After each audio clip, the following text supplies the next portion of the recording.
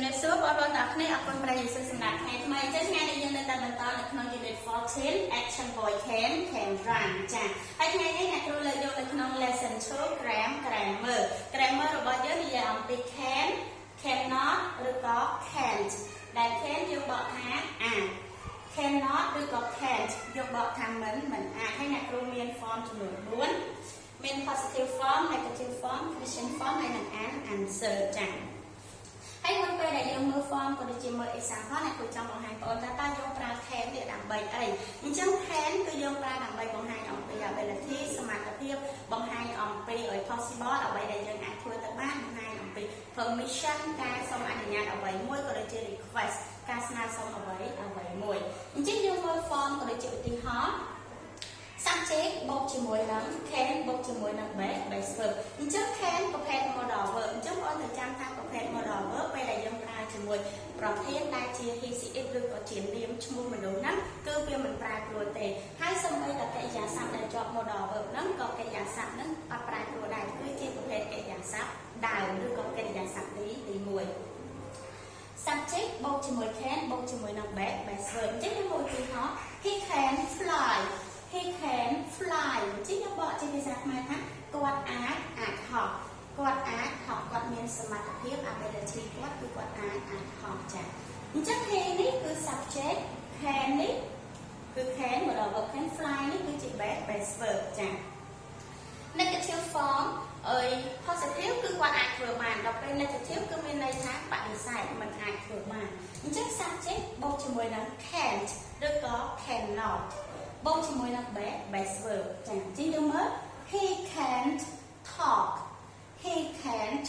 talk អញ្ចឹង he នេះគឺ subject របស់យើង can't គឺ can't យើងអាចសរសេរ cannot ក៏បានដែរណា talk គឺជា base verb អញ្ចឹង he can't talk គាត់មិនអាចនិយាយបានអញ្ចឹងបើសិនជាគាត់ជាមនុស្សគោអញ្ចឹងគាត់និយាយអត់បានទេគឺគាត់អត់មានលទ្ធភាពក្នុងការនិយាយនោះទេអត់មានសមត្ថភាពក្នុងការនិយាយនោះទេ question mark អញ្ចឹង question mark យើងលើកពាក្យ can នេះយើងលើក can នេះយកមកដាក់នៅពីមុខវិញអញ្ចឹង can បូកជាមួយ subject បូកជាមួយនឹង base verb ហើយ can អក្សរ C ត្រូវតែ capital letter គឺមានន័យថាអក្សរធំ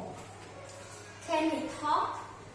he talk ចាតែយើងបកប្រែជាភាសាខ្មែរថាតើគាត់អាចនិយាយបានឬទេចាអញ្ចឹងបើសិនជាគាត់អាចនិយាយបានចម្លើយយើងគឺ yes he can មានន័យថាបាទឬក៏ចាស់គាត់អាចនិយាយបានប៉ុន្តែបើសិនជាគាត់មិនអាចនិយាយបានទេយើងឆ្លើយមកវិញ no he can't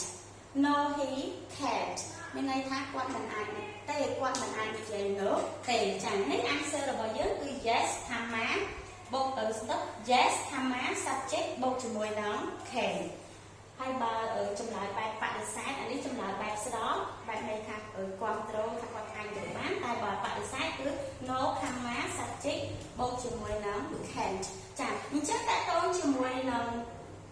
can នេះ grammar can physical can នេះយើងអាចបូកជាមួយជាប្រភេទsubject បូក can បូកជាមួយ base verb ហើយបូកជាមួយ noun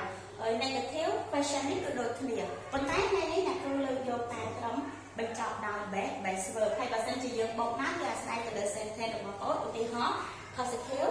I can speak English ចា I can speak English ខ្ញុំអាចនិយាយភាសាអង់គ្លេសបានបើសិនជាបែប negative វិញ I can't speak English ខ្ញុំមិនអាចនិយាយភាសាអង់គ្លេសដល់ពេលបែប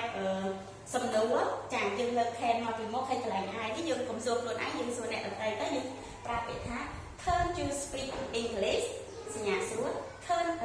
Can you speak English តើអ្នកអាចនិយាយភាសាអង់គ្លេសបានឬទេអានោះបើសិនជាបងប្អូនចង់បន្ថែម noun ពីក្រោយចាតែអ្នកគ្រូថ្ងៃនេះលើកយកតែចំណុចបញ្ចប់ក្នុង base verb អរគុណច្រើនបងប្អូនអ្នកគ្រូមានមេរៀនខ្លីប៉ុណ្ណឹងសូមប្រាប់អតិថិជនជម្រាបលា